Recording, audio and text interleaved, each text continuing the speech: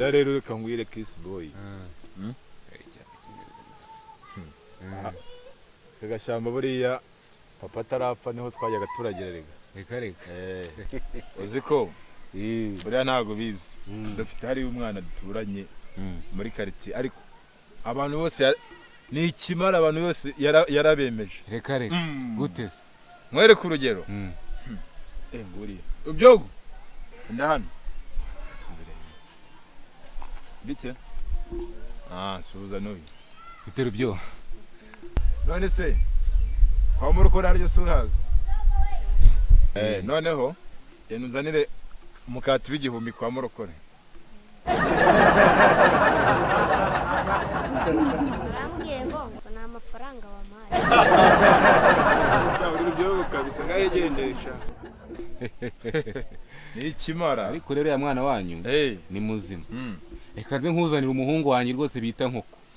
Maze wumirwe. Ufite umwana witwa nkoko se? Umwana witwa nkoko. Ariko wagiye nta burere nyina yamuhaye neza neza. Reka. Nkoko.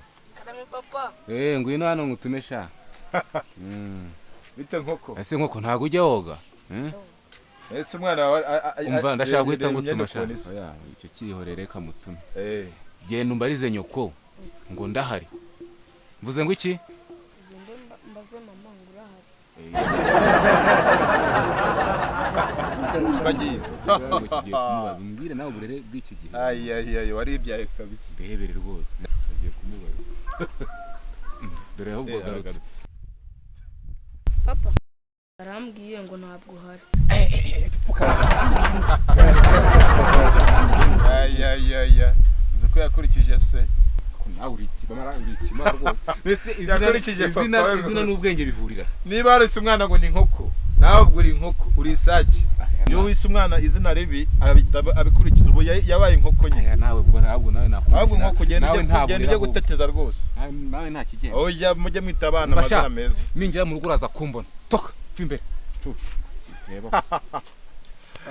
Ari ibyaye kabisa.